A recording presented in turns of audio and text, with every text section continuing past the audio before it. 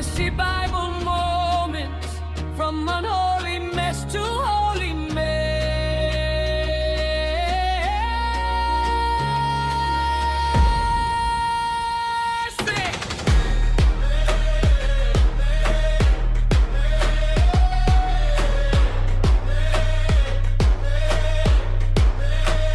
Honey, let me ask you something. Have you ever noticed how one bad decision can start with something small? One glance, one moment, one compromise. That's it. And before you know it, your whole life's sliding somewhere you never intended to go. Because, baby, sin rarely shows up screaming. Most times, it whispers, and David, who? David was about to learn that you can defeat giants publicly and still lose battles privately. Now let's set this up correctly. The Bible says it was the season when kings go to war. Now don't miss that. Kings go to war. But David stayed home. Whew. Now that may not sound important. But baby, purpose gets dangerous when you stop doing what you're supposed to be doing. One evening, David walking on the rooftop, and then he sees her.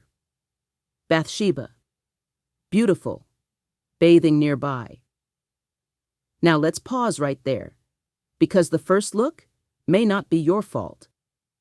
But the second look, that's where choices start. Now David should have walked away, should have redirected himself, should have gone back inside.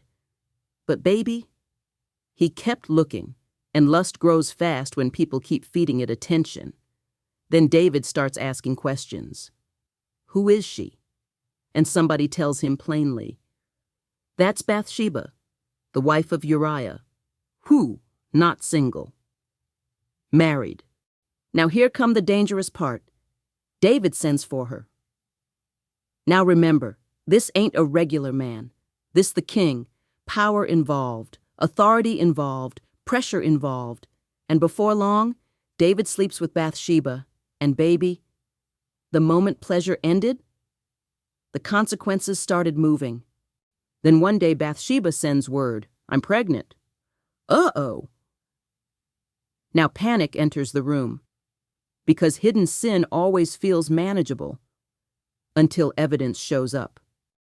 Now watch David carefully, because instead of confessing, he starts strategizing, manipulating, covering.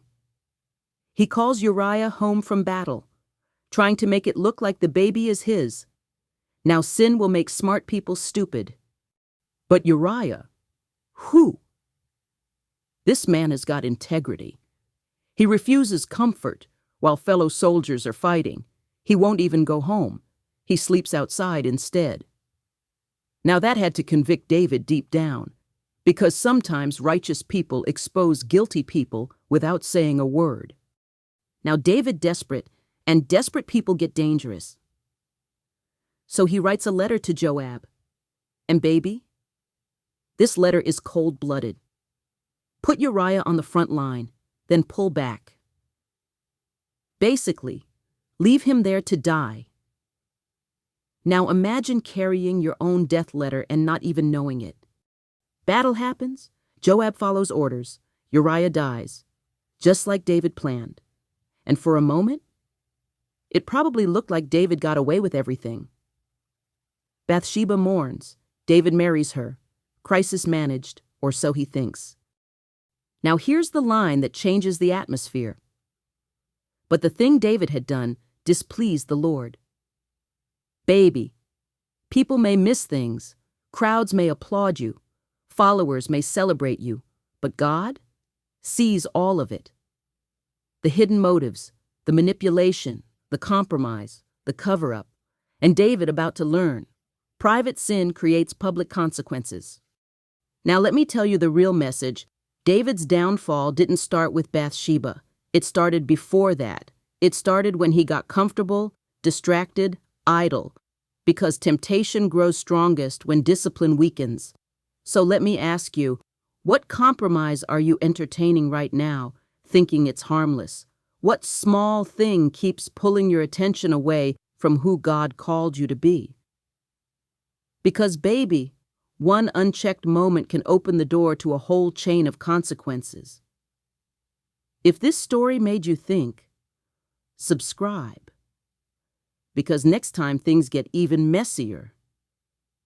Because next time, a prophet named Nathan is about to walk into David's palace and expose everything.